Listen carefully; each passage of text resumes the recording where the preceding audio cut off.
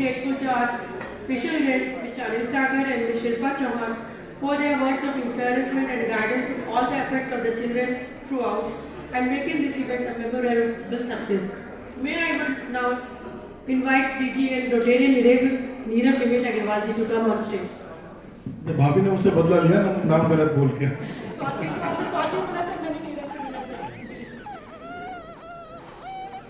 ये अमेज़न से सामान किसने मंगाया है? पैकिंग पे ध्यान दिया है? कितनी बड़ी पैकिंग आती है, नहीं? एक्सेसिव नहीं लगती? फिर उसका होता क्या है? यूजुअली तो फेंक देते हैं, जल जाते हैं, सब काम जला देते हैं, बराबर है, मतलब पोल्यूशन तो हम करते ही हैं।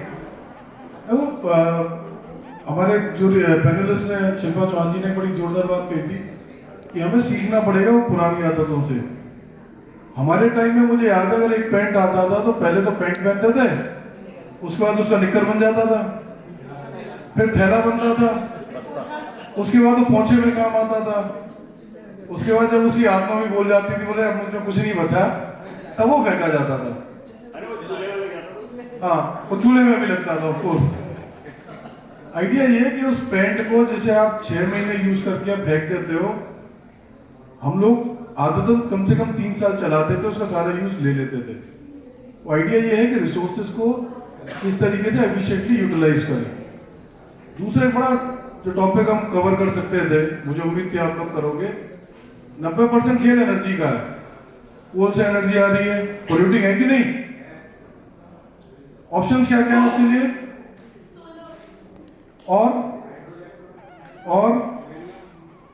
न्यूक्लियर, यूरेनियम के अलावा और भी हैं। तो क्लीन एनर्जी हमारी हाइड्रोजन से हो सकती है, हाइड्रोजन। तो मैं उम्मीद कर रहा था कि आप लोगों के उसमें भी कुछ आइडियाज आएंगे, लेकिन सबसे बड़ा आइडिया जो आ सकता था वो हो सकता था हम अपने एनर्जी कंजम्पशन को और अपने रिसोर्सेज कंजम्पशन को कैसे कम करें। अब गर्मियों में एसी कौन कौन चलाता है? हाथ उठा लो भाई। और इतने जी बाकी लोग नहीं चलाते एसी। और टेम्परेचर क्या रखते हैं? नहीं, ये बुढ़े लोग रखते होंगे 24। तुम लोग कितना रखते हो बताओ?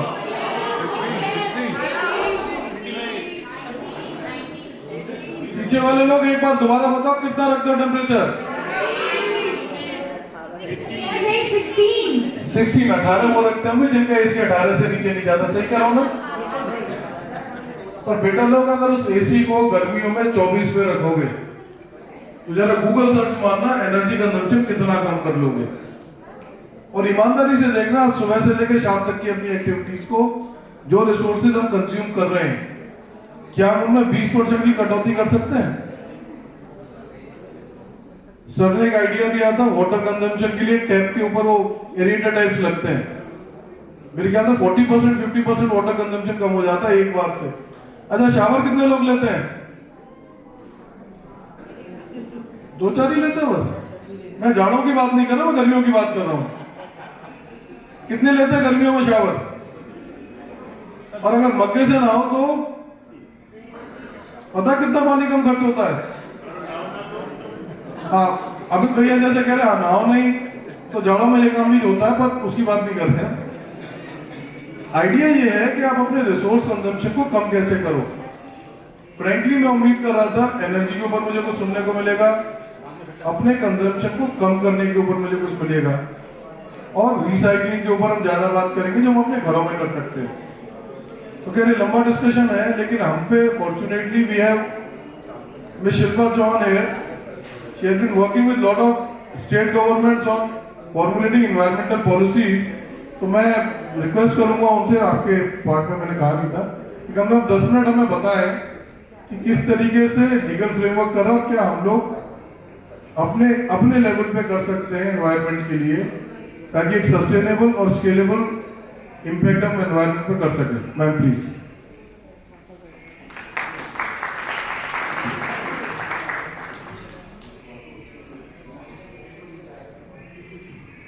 Thank you, Neerav.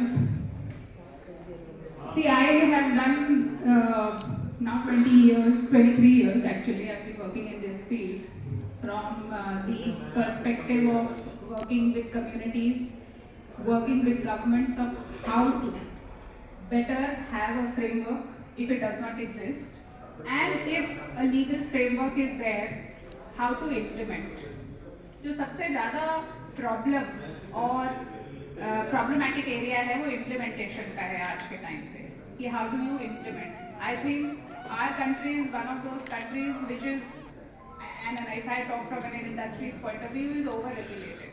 But as far as environment is concerned, I can say that as of now, we have a legal framework on everything that needs to be done. The only thing is with regard to implementation. And implementation is also something that you and me have to do. So that is why one of the very basic and an issue which is very near to me and dear to me is waste management. That is something that I have tried to work. And it is not because I love waste management. Actually, my area was, which I started working, was on forest. But then I realized that living in urban areas and cities, our waste is something that we need to deal with at the very first instance. That is the time that we then decided at a colony level. You know, you don't have to go too far. You have to only look in your own house.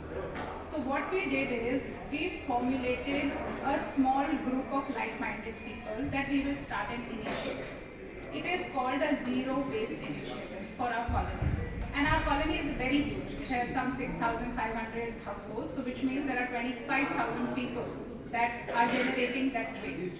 So what we do is that every month we have a collection, which means that every month you have to segregate your dry waste and your wet waste. So dry waste you keep, and once in a month you come and deposit it at one collection. So at different blocks we have volunteers, our volunteers who are there.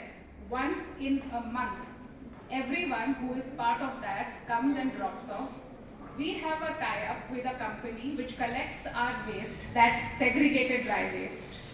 And then it takes that waste to its own segregation unit, which is there in Gurgaon, and they then take the segregated waste to different companies who are dealing with recycle. And look at the impact what we have had. We generate, around 2 tons of waste, dry waste, and out of that only 2 kgs of waste goes to landfill. So imagine the kind of difference you have made.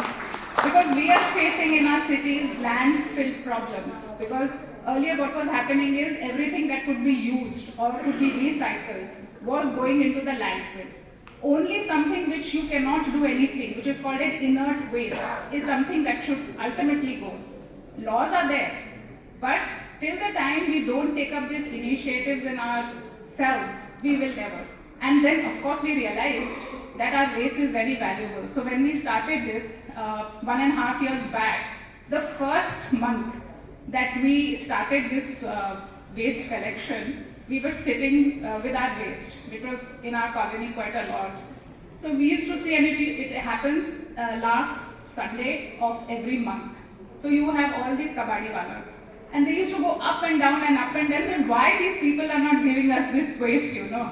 So ultimately, what we told people, that please give your waste to kabadi wala. What he is not taking, give it to us. So you are getting some money on the waste that he is taking, because kabadi walas don't take all your waste. So just give to us what he is not taking. And that is what has made difference. Because now we have companies who are coming and saying, you give us our waste. So I think we all need to understand that it is very valuable. And now more and more social enterprises are coming into and making it, a business. So all that we need to do is have a system where we are not just throwing our waste into the dustbin and forgetting about it.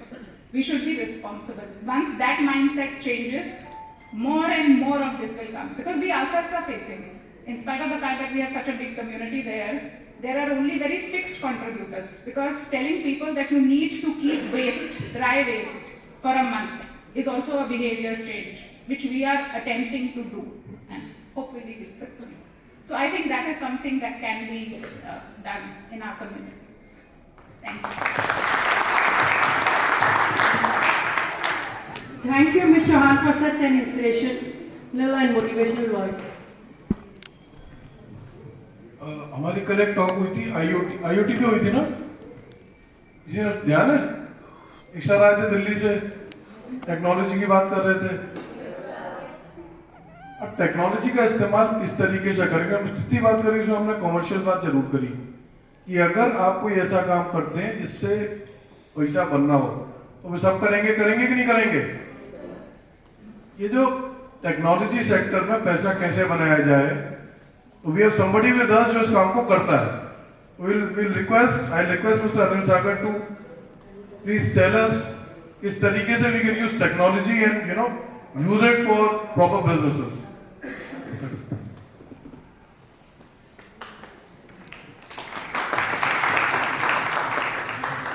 So guys, good to be here, to be speaking with you.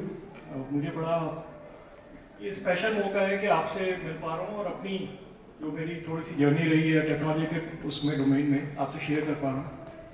सो मैंने engineering की MBA भी किया, but even after doing MBA and working in the industry for almost like 15 years, technology से ना बड़ा लगाव था engineering करने के बाद कि भाई इसमें कुछ करना है, इसमें कुछ करना है, बिकॉज टेक्नोलॉजी में जब भी मैं कुछ काम करता हूँ मुझे बड़ा मजा आता है। एक बार मैं उसमें लग जाता हूँ कुछ करने में तो वो चीज़ बढ़ती ही जाती है, डीपली उसमें काम करते हुए इतना मजा आता है। It's like meditation basically. So if any one of you is interested in technology then probably look at all those areas which are upcoming now. So जैसे AI की अभी आजकल काफी बात होती है कि भाई AI हम कैसे यूज कर सकते हैं, उसी तरह IoT इज वन टेक्नोलॉजी जो कि आज की डेट में काफी यूज हो रही है। So personally, what I do is I do IoT solutions to industries, manufacturing industries. So वहाँ पे बहुत सारी applications हैं जो कि इसमें हेल्प करती है कि भाई प्रोडक्शन कैसे इंक्रीज हो या मशीनों की एफिशिएंसी कैसे इंक्रीज हो and all that.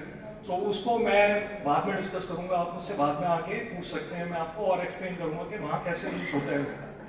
But as far as the sustainability is concerned and the environment is concerned, so I'll give you a couple of examples जो कि आज की डेट में यूज हो रहे हैं and our government is using it, not just industries. So for example, जितनी भी water polluting companies हैं, for example, जहाँ से भी let's say उनकी कंपनी में वाटर आता है, आने के बाद there are various units that they have which they use to process the water.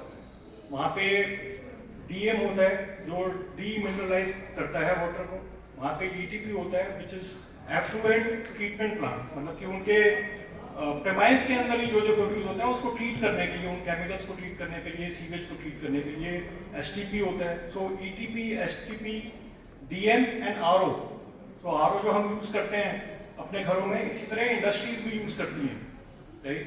और फिर वहाँ से पानी जो है उनकी खुद की डिस्ट्रीब्यूशन सिस्टम होती है कि प्रोडक्शन में भी यूज करना है, किचन में भी यूज करना है, टॉयलेट में भी यूज करना है और वाटर वेस्ट भी होता है। सो उनको है ना इस बात का पूरा ब्यौरा गवर्नमेंट को देना होता है कि भाई इस तरह की हम वाटर यूसेज करते हैं। और CPCB करके एक ऑर्गेनाइजेशन है, सेंट्रल पोल्यूशन कंट्रोल बोर्ड, जो कि दिल्ली में है। इसी तरह स्टेट्स की भी पोल्यूशन कंट्रोल बोर्ड ऑर्गेनाइजेशंस होती हैं, तो उनको आज की डेट में पूरा डेटा जाता है about water consumption and the pollutants in water, right? So उसके लिए IoT टेक्नोलॉजी यूज होती है। So जो भी वाटर उनके पास है उसमें सेंसर्स लगते हैं, उस सेंसर से ये पता लगता है कि भाई उसमें NO2 कितना है, SO2 कितना है, 2-3 और उसमें आइटम्स होते हैं, और उसका पूरा डेटा जो है over let's say internet, it goes to government and government keeps a record of it, and that's how government is regulating industries over pollution. That's one of the, I would say, one of the best things in India which is happening. Not even outside India, in America, Europe, that is as a practice. So even अगर हम बोलते हैं कि हम पीछे हैं उन लोगों से, but actually काफी चीजों में हम उनसे आगे हैं। So ये एक एरिया है जहाँ पे हम काफी अच्छा कंट्रोल है पोल्यूशन के ऊपर, right? So water pollution is one area. Second area where IoT is getting used right now is air pollution. So अभी दिल्ली गवर्नमेंट ने ये निकाला कि भाई जहाँ भी कंस्ट्रक्शन साइट्स हैं, कुछ पर्टिकुलर उन्होंने साइज लिया कि इस साइज के ऊपर की अगर कंस्ट्रक्शन साइट है तो उनको जो है डस्ट पॉल्यूशन रिपोर्ट करना है, कंट्रोल करना है। सो वहाँ भी हम काफ़ी सेंसर्स लगा रहे हैं कंस्ट्रक्शन साइट्स पे, उससे आपका PM 2.5 और PM 10 जो है उसकी जैसे मॉनिटरिंग होती है और उसका डेटा गवर्नमेंट को जाता है, right. So you can see कि जो इतनी क्लोज हैं चीज़ें हमारे, water pollution, air pollution, IoT is getting used there right now and government of India is doing it. So if government of India can do it, why not we can do it in our homes and in our professions, right? So there are a lot of ways in which IoT can be used. So I will be happy to work with you. किसी को भी कुछ idea हो कि भाई मैं IoT इसमें use करना चाहता हूँ इस पर्टिकुलर एरिया में, जैसे वेस्ट मैनेजमेंट है, अब वेस्ट मैनेजमेंट में आप IoT आज की डेट में काफी यूज होती है। जो बिन्स होते हैं फॉर एग्जांपल, जिसमें वेस्ट कलेक्ट होता है, उसके अंदर सेंसर्स लगते हैं जो कि ये इंफॉर्मेशन देते हैं कि भाई बिन कितना भर गया, और उसके हिसाब से लॉजिस्टिकली जो उसका जो भी कलेक्शन का प्रोग्राम है वो सेट किया जाता है, ताकि लॉरी को वहाँ बार बार ना जाना पड़े, उसी टाइम से जाए जब वो भर गया है। तो एक पूरा व्यू रखते हैं, मतलब पूरा व्यू जो है आप पूरे एरिया को मॉनिटर कर रहे हो, कहाँ कहाँ पे कितना वेस्ट है कितना नहीं है, उसकी वजह से ना सिर्फ आप कलेक्शन का ऑप्शन बना रहे हो बट वेस्टेज भी रिड्यूस कर रहे हो, राइट। सो इस तरह IoT के थ्रू काफी जगह पे ऑटोमेशन हो रही है।